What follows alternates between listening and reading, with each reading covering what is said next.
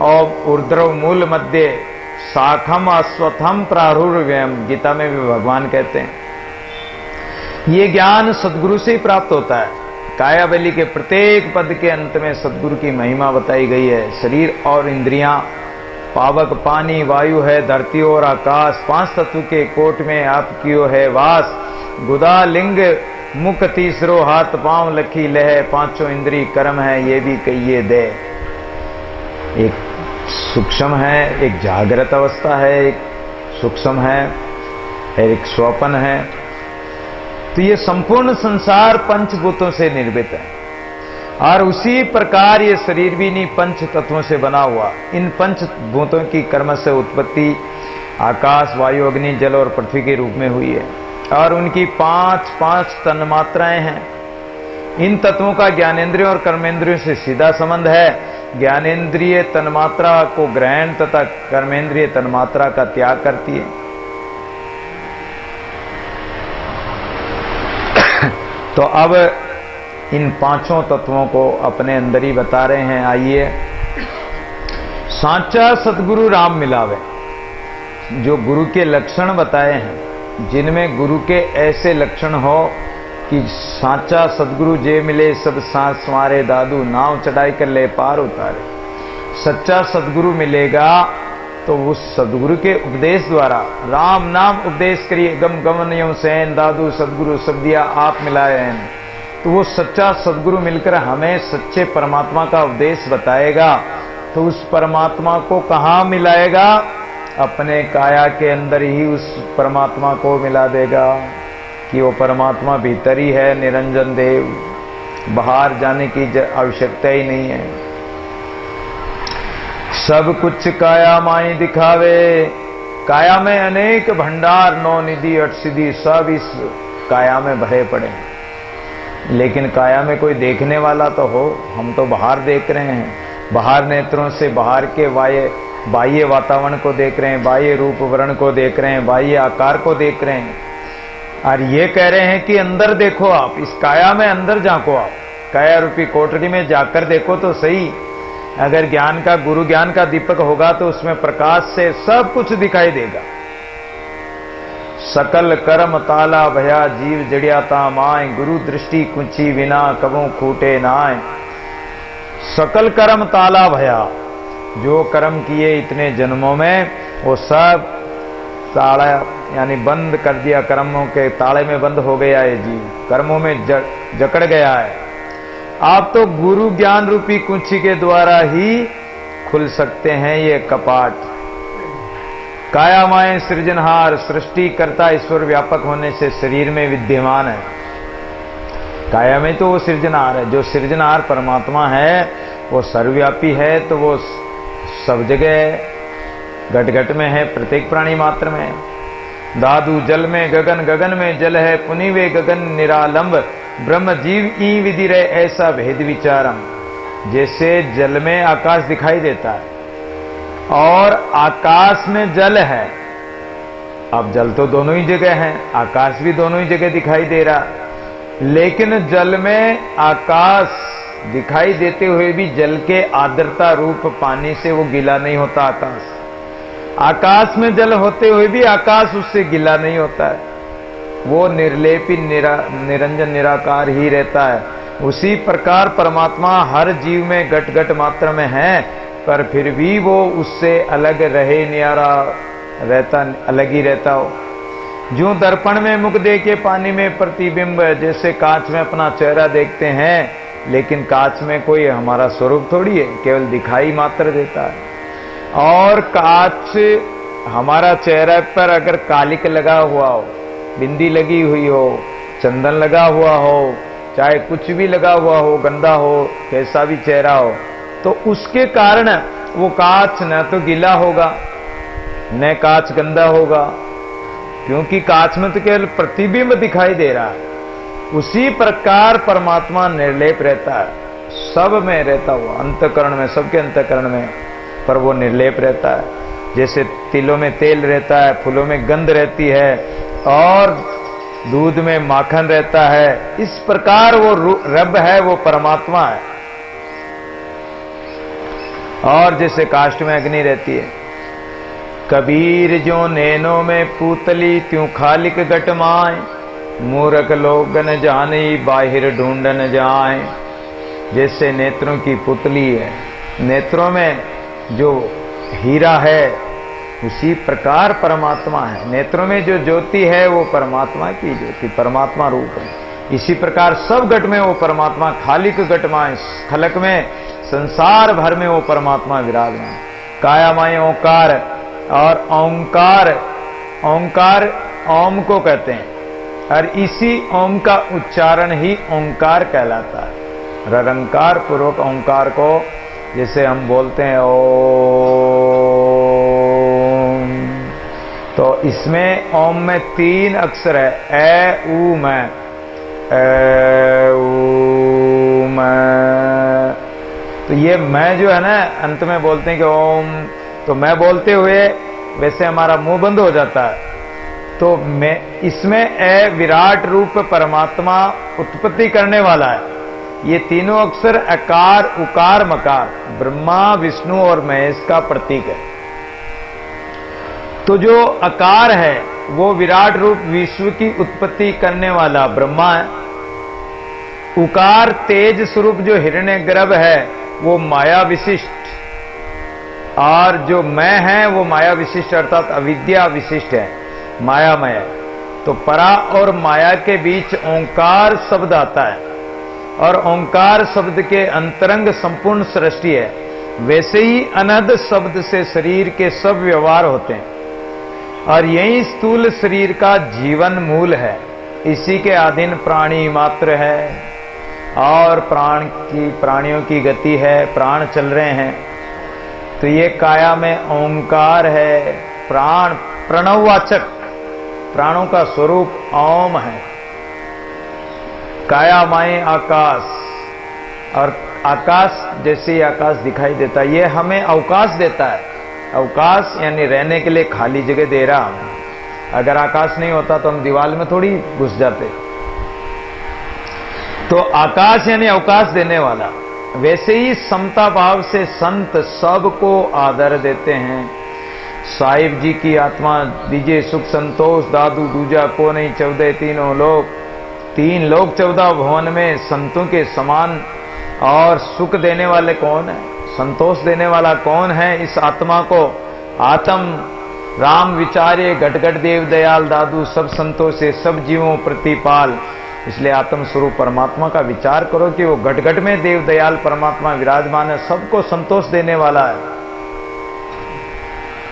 बाहर जो इंद्रियां पसारती है, तो संत अंतर्मुख अपनी वृत्तियों को अंतर्मुख करते हैं, और अनंत विद्या शब्द श्लोक ग्रंथों का धारण करते रह। कायामय आकाश, अब ये तो बाह्य बात बताई, लेकिन अंतरात्मा में हमारे अंदर ही आकाश है, और उस आकाश में वो शून्य स्वरूप है, वो शून्याकाश है। परमात्मा शून्य स्वरूप होकर और हमारे अंदर विराजमान है। साधना से और धीरे धीरे अभ्यास से वो शून्याकाश जो मंजिल है, हमारी निज मंजिल परमात्मा परम तत्व परमात्मा विराजमान है, उस जगह वो शून्य स्वरूप से ही विराज। शून्यमय निरख लीजिए, शून्यमय निरख लीजिए, ऐसा एक शब्द आता वाणी जी में आगे पदों में आया था। तो शून्यमय, उस परमात्मा को शून्य में ही तो देखना। तो शून्य का मतलब क्या हुआ? शून्य का मतलब आकाश ही है, तो वो शून्याकाश परमात्मा शून्य स्वरूप परमात्मा है। शून्य कहने का मतलब कि उसमें कोई बाण नहीं, उसमें कोई गुण नहीं, वो गुणातीत है। उसमें कोई संकल्प विकल्प नहीं है, उसमें कोई सूर्य चंद्रमा दिन रात नहीं है, इसलिए वो सबसे शून्य है। और शून्य से ही गिनती प्रारंभ होती है, शून्य से ये सृष्टि बनती है, शून्य से ही सब कुछ विस्तार होता है। इसलिए वो कायामय आकाश, हमारे जो बाहर आकाश है वो हमारे अंदर भी आकाश है। और 5 तत्वों का आकाश की प्रकृति भी हमारे अंदर, जो अंदर पोल है वो सारी आकाश की प्रकृति है। कायामय धरती पास, जैसे धरती सबकी धमस को सहती है, सबको सहन करती है, उसी प्रकार संत भी सबको सहन करते हैं। और धरती का गुण है सहन शक्ति है। गंध, धरती का गंध शब्द है। हमारे अंदर जो गंध लेने की शक्ति भी है हमारे अंदर, इंद्रियां गंध लेती है। और धरती का जो अंश है, हड्डियां मांस इत्यादि है, ये धरती का ही तो अंश है, पृथ्वी का ही तो अंश है, तो ये भी हमारे अंदर है।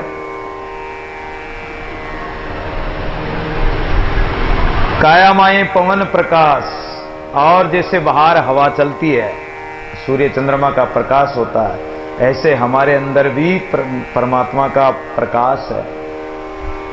अनेक चंद उदय करे शंख सूर्य प्रकाश, एक निरंजन नाम बिंदादु नहीं उजास। तो वो निरंजन परमात्मा का प्रकाश हो रहा है हमारे अंदर, लेकिन देखने वाला चाहिए। साधना तो करो। जब तक साधना नहीं करोगे, जब तक एकाग्रता पूर्वक ध्यान लगाकर चिंतन नहीं करोगे, स्मरण नहीं करोगे, ध्यान चिंतन की गति को बढ़ाओगे नहीं, तब तक वो प्रकाश नहीं दिखेगा। बाकी अपने अंदर है, और हमारे अंदर वायु भी चलती है, वायु श्वास चल ही रहे हैं, और वायु से ही हमारा जो तंत्रिका तंत्र है, वो तंत्रिका तंत्र भी चल रहा है। अगर जैसे गाड़ियां चलती है, गाड़ियों के टायरों में हवा नहीं हो तो कैसे चलाओगे उसको? बहुत मुश्किल हो जाएगा उसको चलाना। तो उसी प्रकार हमारे अंदर भी ये तंत्रिका तंत्र जो है, हवा, अगर हमारे इस तंत्रिका तंत्र में वायु नहीं हो, वायु चलती, वायु से ही जो खून का जो बहाव है और तंत्रिका तंत्र जो चलता, वो भी हमारे हाथ हिल रहे हैं, आंखें पलकें झपक रही है, खुल रही है, बंद हो रही, मुंह खुल रहा है, हाथ पैर हिल रहे हैं, हम चल रहे हैं। नहीं तो वायु नहीं होगी तो कैसे चलेंगे? और हमारे अंदर ही ये श्वास रूपी प्राण रूपी वायु चल रही है। कायामाए नीर निवास, और पानी जैसे बरसात होती है, नदी नाले तालाब समुद्र इत्यादि में पानी पानी भरा है। इस कहते हैं कि इस पृथ्वी पर 70% तो पानी है और 30% पृथ्वी धरा, बाकी पानी पानी है पृथ्वी पर। तो बताओ, जब पृथ्वी बाहर पानी है तो हमारे अंदर भी पानी है, खून इत्यादि पानी का ही रूप है। और इधर संतों की ज्ञान रूपी आंधी चले, तब वृक्ष रूपी मान बड़ाई का अभिमान छूट जाए, रजोगुण रूपी रेत उड़ जाए, ज्ञान का प्रकाश हो जाए। और पानी की वृष्टि से जिस प्रकार जड़ चेतन जगत सर शब्द रहता है और सबको आनंद देता है, इसी प्रकार संतवाणी रूप ज्ञान जल, अमृत जल जो बरसात होती है, अमृत की बरसात होती है, ज्ञान रूपी प्रेम रूपी जल, ये हमारे अंदर ही है। अमी महारस भर भर पीवे, दादू जोगी जुग जुग जीवे। तो ये अमृत रूपी जो रस है, राम रस है, ये राम रस रूपी नीर हमारे अंदर है। इसी नीर को पीना है, इसी नीर को पीकर प्राणी जीवित रहता है, वृक्षादि जीवित रहते हैं। ऐसे ही इसी राम रस को पीकर संत महापुरुष जीवित रहते हैं। कायामय सस्यर सूर्य, कायामय ही जैसे बाहर सूर्य और चंद्रमा हैं, ऐसे हमारे अंदर भी ये बायां नेत्र चंद्र है, दायां नेत्र सूर्य है। ब्रह्मांड में जैसे सूर्य प्रकाशता है, चंद्रमा चांदनी करता है, शीतल किरणें देता है। और यहाँ शांत दृष्टि चंद्रमा है, तेज दृष्टि सूर्य की है।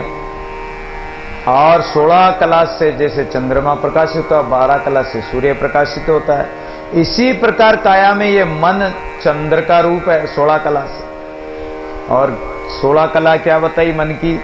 शांति, निवृत्ति, क्षमा, उदारता, निर्मलता, निश्चलता, निर्भयता, निशंकता, समता, निर्लोभता, निर्ममता, निरंकारता, सहवीर्यता, ज्ञान, आनंद, निर्वाण, ये मन की कलाएं हैं, 16 कलाएं।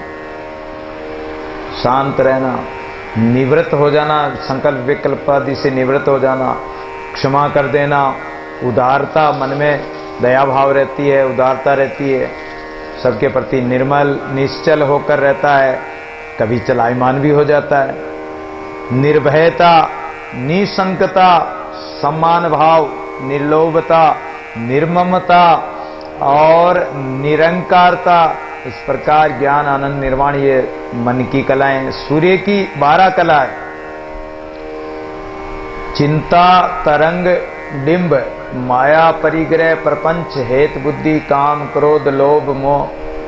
सूर्य की प्रकृति हमारे अंदर इसी मन में व्याप्ति है। कैसे व्याप्ति है कि कभी चिंता होती है, कभी विषय वासना की तरंगे चलती, कभी हम डिम्ब अभिमान करते हैं, अहंकार करते हैं, कभी माया में फंस जाते हैं, कभी संग्रह करने में लग जाते हैं, कभी पाखंड प्रपंच करने लग जाते हैं, कभी हेत बुद्धि आ जाती है, कभी काम क्रोध आदि रूपी ज्वाला भड़क जाती है। क्रोध आ जाता, क्रोध आना ही सूर्य की प्रकृति है।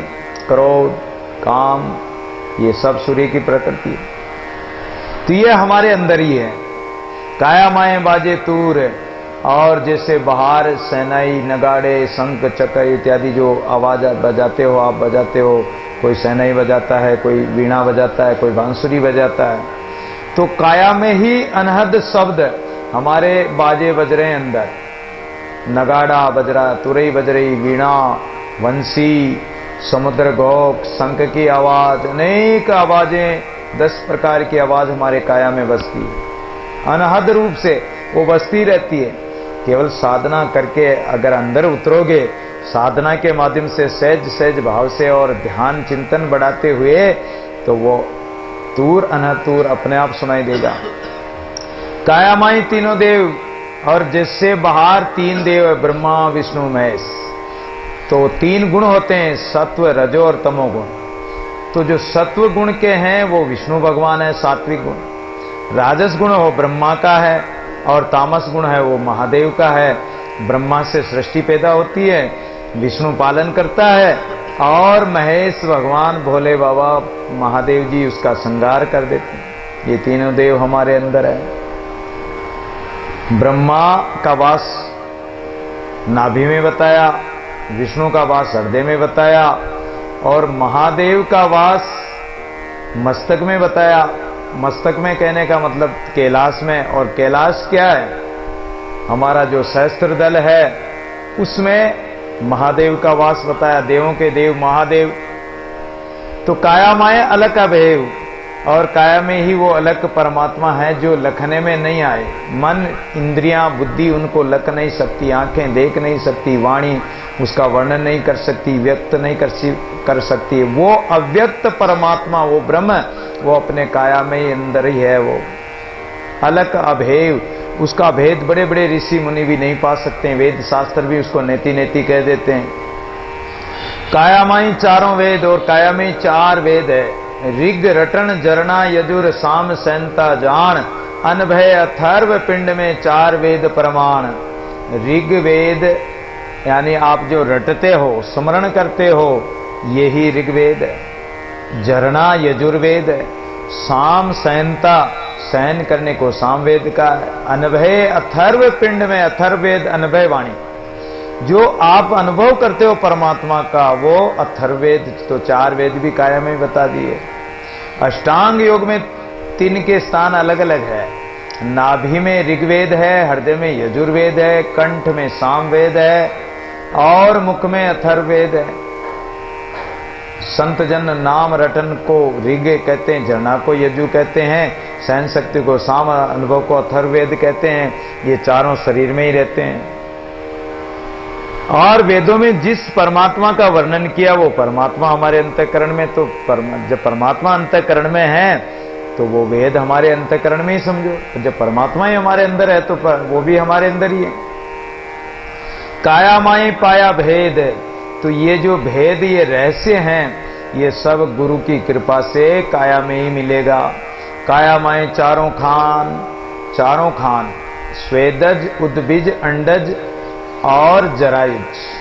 तो जरायुज जो 4 पैरों वाले, 2 पैरों वाले चाहे 4 पैरों वाले, जो जहर से उत्पन्न होते हैं, यानी गर्भ में आकर जो उत्पन्न होते हैं, पैदा होते हैं, वो जरायुज कहलाते हैं। तो मनुष्य और चौपाए पक्षी, चौपाए जानवर। अंडज जो अंडे से पैदा होते हैं, जैसे सर्प भी अंडा देता है और पक्षी इत्यादि अंडा देते हैं, जो अंडे से पैदा होने वाले वो अंडज खान के। और वनस्पति इत्यादि जो पृथ्वी को भेदन करके अंकुरित होती है वो उद्बीज कहलाती। 4 खान बताई। 84 लाख योनियों में 4 खान में इनको 4 भागों में बांट दिया। जरायुज, अंडज, उद्बीज वनस्पति, और स्वेदज जैसे पसीना आदि से, लीक है, जू है इत्यादि, ये पसीने से तो पैदा होती है, ये कोई अलग से थोड़ी कहीं होती है। तो ये स्वेदज है। शरीर में जरायुज रूपी नाड़ियां हैं, अंडज रूपी हमारे अंडे की तरह ये हमारे नेत्र हैं, और उद्बीज रूपी हमारे शरीर में रोम जो बाल पैदा होते हैं, तो ये बाल उद्बीज है। और स्वेदज रूपी हड्डियां हैं, ये हमारी हड्डियां हैं, पसीना आदि आता है, ये हड्डियां हैं, ये स्वेदज है। प्रथम खान आत्मा, द्वितीय खान मन है, तृतीय खान प्रकृति है, और चतुर्थ खान ये शरीर है। पंचम खानी ज्ञान है, जो पांचवी खान है वो संतों का ज्ञान है, संतों का, शास्त्रों का और सदगुरुओं का जो ज्ञान है, इसलिए संतों को पंचम खानी कहा गया। हितरज खानी कहते हैं इसको, कि ये जीवों का हित करने वाले संत है, और ये नाद सृष्टि है। ये चार खान तो बिंद इत्यादि से पैदा होती है, लेकिन ये पांचवी खान ये नाद की खान है, नाद ब्रह्म से, शब्द से पैदा होती है। जैसे संत बनते हैं तो गुरु भृंगी जैसे कीड़े को उठाकर लाता है और अपने बिल में बंद करके रंकार सुनाता, तो उसके स्वरूप का चिंतन करते करते, उसका ध्यान करते करते, उसके भय से और उसकी रंकार सुनकर वो जो लट है वो भी एक भंवरा बन जाता है, उसके पंख आ जाते हैं और वो भी उड़ने लग जाता है। दादू भृंगी कीट जो सदगुरु सेती होई, आप श्री के कल्ले दूजा नाई कोई, वो अपने समान भंवरे की तरह भंवरा बना देते हैं। तो ये चारों खान भी अपने अंदर ही है, और ये पंचम खान संत है। सातराम काया माए चारों वाणी, चार वाणी है हमारे, एक परावाणी है, एक पश्यंती, एक मध्यमा और एक बेखरी वाणी। तो हम जो मुंह से बोलते हैं, जैसे मैं बोल रहा हूं मुंह से, तो ये बेखरी वाणी, बेखरी वाणी से हम राम राम करते हैं, बोलते हैं, व्यवहार निभाते हैं। और जो मध्यमा वाणी है वो हमारे कंठ में होती है, और पश्यंती हमारे हृदय में रहती है, परावाणी हमारी नाभि से उत्पन्न होती है। तो ये जो परावाणी है ये ब्रह्मवाणी है। परावाणी पर ब्रह्म परमात्मा का स्वरूप है। पश्यंती देवताओं की वाणी है, क्योंकि मन की बात को कौन जानते हैं? देवता जान लेते हैं। तो देववाणी है, और जो मन से जो वाणी बोलते हैं, जो वाणी उठती है और जो वाणी निकलेगी वो वाणी सत्यवाणी होगी, वो वाणी झूठी नहीं हो सकती है। मध्यमा वाणी पशु पक्षियों की वाणी है, और बेखरी वाणी मनुष्यों की वाणी है, और इनके सब के अलग अलग स्थान बताए गए हैं। तो परावाणी नाभि में है, पश्यंती अपने हृदय में है, और मध्यमा हमारे कंठ में है, बेखरी वाणी हमारे मुख से है। और इनकी चारों की अवस्था भी अलग अलग है। परावाणी की तुरिया अवस्था है, जैसे बेखरी वाणी बोलेंगे तो हम जाग रहे हैं तो बोल सकते हैं, सोते सोते नहीं बोल सकते। जैसे कोई नींद में बढ़ाता है तो वो भी उसकी नींद उड़ जाती जब बोलता हो, बाकी नींद में कभी नहीं बोलेगा। तो ये बेखरी वाणी जागृत अवस्था में हम बोल सकते हैं।